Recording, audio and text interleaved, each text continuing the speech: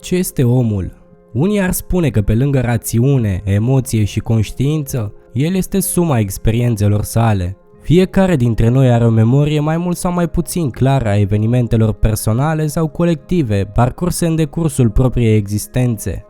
Memoria este selectivă și înșelătoare, ar putea spune unii. Oamenii tind, datorită unui proces de vindecare naturală, să uite sau să modifice amintirile neplăcute și să le amplifice pe cele plăcute. Deci suntem subiectivi în aprecierile noastre personale în raport cu existențele care ne afectează. Și totuși, în 2010 o blogăriță pe nume Fiona Broom a descris o experiență ciudată petrecută la o convenție denumită Dragon Con, unde spre surprinderea ei a aflat că și alții aveau o amintire falsă similară cu a ei. În acea amintire, Nelson Mandela ar fi murit în închisoare prin anii 80, dar acesta a murit din cauza unor infecții pe data de 5 decembrie 2013, în casa sa din Houston, Johannesburg.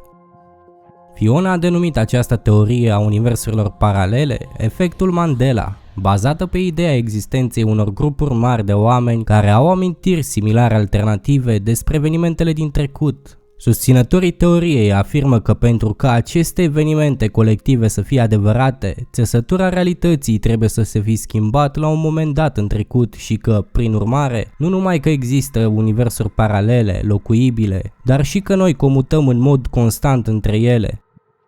Există o mulțime de teorii legate de efectul Mandela. Unii cred că este rezultatul călătoriei în timp, că cineva s-a întors în trecut și a schimbat ceva, schimbând astfel viitorul. Aici intervine efectul fluturelui.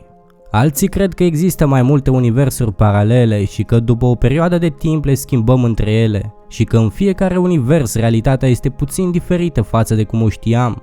Alte persoane cred că ziua de 12 decembrie 2012 nu prevestea sfârșitul lumii, ci sfârșitul universului vechi și începutul altuia puțin diferit. În continuare, vom vedea câteva exemple pe care probabil ți le amintești greșit. Dacă ți amintești de brandul Adidas conținând 3 de D în nume, ei bine te înșeli. Se pare că Adidas a conținut doar 2 de D din totdeauna.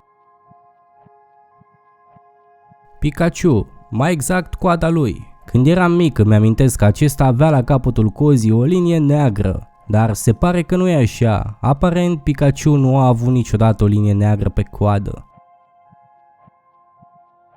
Se pare că serialul Sex in the City nu s-a numit niciodată așa. Numele real este Sex and the City. Totuși multă lume își aduce aminte că era in, nici de cum and. Tocmai de aceea atunci când cauți pe Google numele serialului, o să-ți apară Sex in the City la recomandări.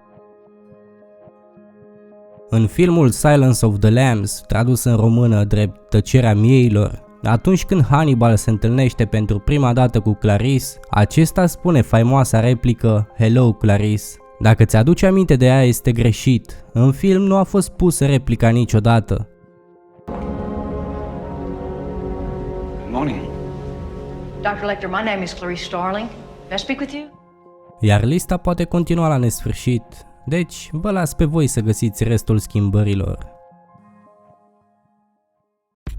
Nu uita, dacă îți place videoclipul să dai un like, dacă nu îți place să dai un dislike, iar dacă vrei să-ți exprimi părerea, scrie un comentariu.